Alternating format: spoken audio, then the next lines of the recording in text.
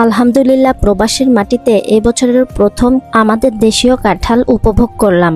যদিও আমরা প্রবাসে থাকি, তবে আমরা প্রবাসের মাটিতে সব রকম দেশীয় ফলই আমরা পেয়ে থাকি। রোম শহরে পিয়াজ্জা ভিত্তোরিও বাজারে এমন কোনো দেশীয় ফল নেই যা পাওয়া যায় না। তবে পিয়াজ্জা ভিত্তোরিও আমাদের খুব একটা যাওয়া হয় না।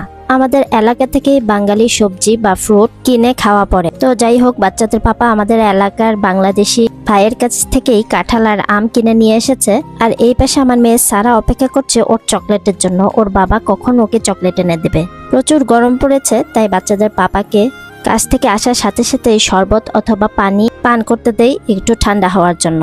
আর এই আমগুলো আমাদের দেশীয় আম, দেশ থেকে এসেছে। এত পরিমাণ গরম পড়েছে, প্রায় 30 থেকে 35 ডিগ্রি তাপমাত্রা। নর্মালি সন্ধ্যায় আমরা দেখা যায় চা অথবা কফি খাই, তবে এই গরমে আর চা কফি খাওয়া হচ্ছে না।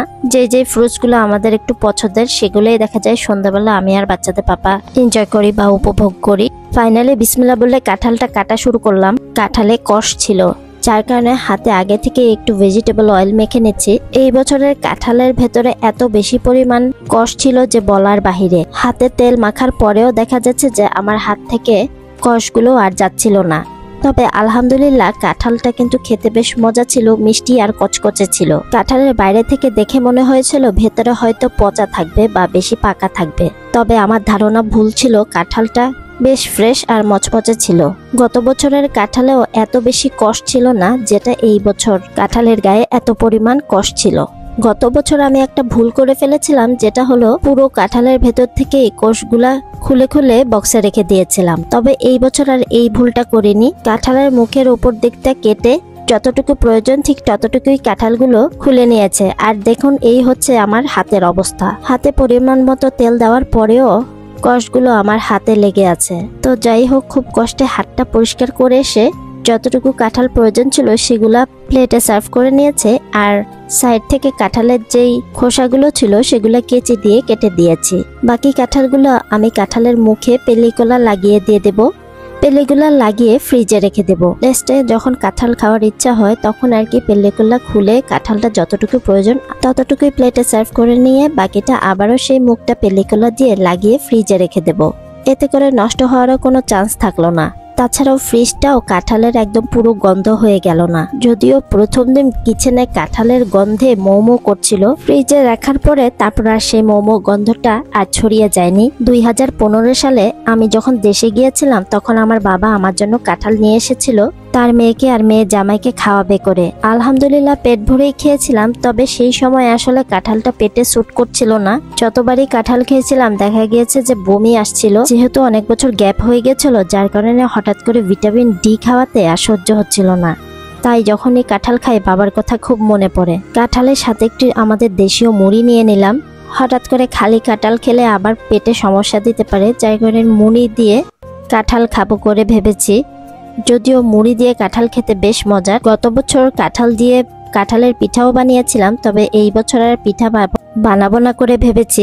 ফাইনালি আমি আর বাচ্চাদের পাপা এই বছরের কাঁঠালটা এনজয় করছি। নর্মালি দেখা যায় আমাদের বাসায় যে কোনো রকমের যখন ফ্রুট আনি প্রথম দিন মোটামুটি আমরা ভালোই খাই, তবে দ্বিতীয় আর তৃতীয় দিন তারপরে কিন্তু আর ফ্রুটগুলো চলে না। তো যাই হোক, আমি আর বাচ্চাদের পাপাই মোটামুটি প্রত্যেকটা কাঁঠাল সাবার করে নিয়েছি।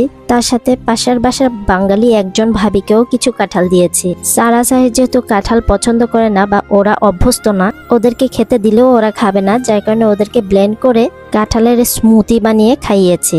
তাছাড়াও কাঁঠালের বিচিগুলা দেখা গেছে আমি বারান্দায় শুকোতে দিয়েছি।